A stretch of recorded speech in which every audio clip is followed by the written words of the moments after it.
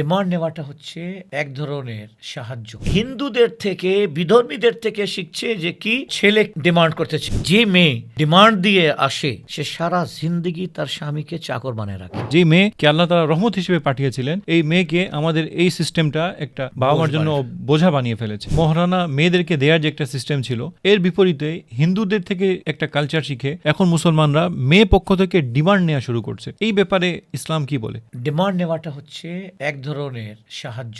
যে খোড়া, যার শরীরের অঙ্গ প্রত্যঙ্গ নষ্ট, হাত নেই, কাজ করতে পারে না, এ ধরনের মানুষ সে তার হনেওয়ালা শ্বশুরের কাছে ডিমান্ড করতে পারে যে আমার তো এই প্রবলেম, আপনি যদি একটু সহযোগিতা করেন। এটাও জায়েজ নেই, কারণ যদি তোমার ক্যাপাবিলিটি নেই, একজনের মেয়েকে নিয়ে আসে, তুমি সংসারে তাকে যদি খাওয়া দিতে না পারো, ট্রিটমেন্ট দিতে না পারো, তাকে বাসস্থান দিতে না পারো, তাকে তুমি কাপড় দিতে না পারো, তাহলে তুমি বিয়ে করবে না। ক্ষেত্রে তোমার জন্য বিয়ে করা হারাম।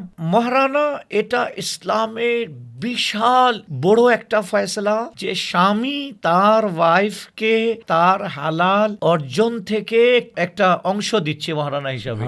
এখন কি হচ্ছে, হিন্দুদের থেকে বিধর্মীদের থেকে শিখছে যে কি ছেলে ডিমান্ড করতেছে আমাকে একটা কার দিতে হবে, আমাকে একটা BMW দিতে হবে। ও যত বড় ফ্যামিলির তত বড় সে ডিমান্ড করে, না হলে কমসে কম রিক্সাওয়ালা একটা অটো রিক্সা ডিমান্ড করে।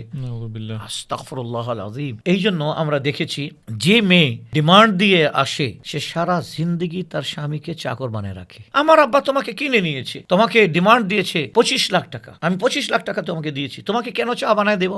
আমি কি তোমার চাকর? তুমি আমাকে চা বানায় দাও। ছেলের মা বাবা দরজা খুলে দিয়েছে। খবরদার, এই বিষয়ে ছেলেকে একেবারে তার যে সেলফ রেসপেক্ট আছে এটাকে সামনে রেখে বলবে যে না, কখনো না, আল্লাহ আমার হাত ঠিক রেখেছেন, আমার বিবেক ঠিক আছে, আমি বোবা না, আমি খরা না, আমি পাগল না, আমি কেন ডিমান্ড নিব? বরঞ্চ নিকাহের পরে মেয়ের যাবতীয় দায়িত্ব আমার উপর আসে অটোমেটিক আল্লাহ তাআলার পক্ষ থেকে।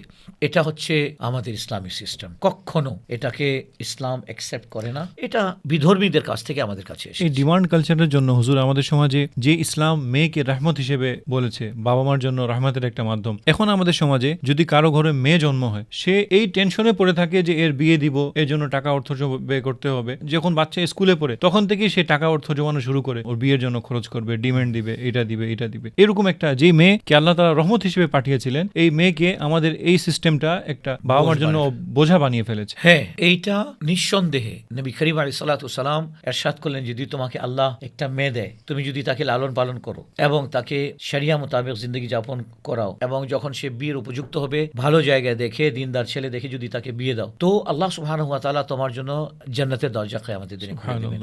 মেয়ে হওয়া এটা নবী করিম আলাইহিস সালাতু ওয়াস সালামের সুন্নত, এবং তাকে বিয়ে দেওয়া, উত্তম শিক্ষা দেওয়া, কোরআন ও সুন্নাহর শিক্ষা দেওয়া, এটা অনেক বড় আল্লাহ তাআলার দয়া এবং মেহেরবানি। এটা ঠিক যে বর্তমান জামানায় বিধর্মীদের থেকে আমাদের একটা সিস্টেম চলে আসছে, কালচার চলে আসছে যে মেয়েকে বোঝা মনে করা হয়, যার কারণে ওর বাবা হালাল দেখে না, হারাম দেখে না, একটা মেয়ে জন্ম নেওয়ার পর থেকে চিন্তা শুরু হয়ে যায় এবং সে অর্থ জমা করে। আমি তো এত দূর দেখেছি হাড়ি পাতিল জমা করে, তার ড্রেস কিনে আস্তে আস্তে করে তার একটা আংটি বানায়, নাকের ফুল বানায়, আস্তে আস্তে করে জমা করে, শিল বাটা পর্যন্ত সে কিনে রাখে। এগুলো কি? এগুলো সব বিধর্মীদের। এগুলো তো সব দায়িত্ব হচ্ছে ছেলের। বোর এগুলোর ইন্তজাম করবে, মেয়ের বাবা তো এগুলোর ইন্তজাম করবে না। মেয়ের বাবাকে এই বোঝা দেওয়া হয়নি। মেয়ের মাধ্যমে মেয়ের বাবা যদি 5টা মেয়ে আছে, তো সে 5টা জামাই হিসাবে 5টা ছেলে পাচ্ছে, রেডিমেড ছেলে পাচ্ছে।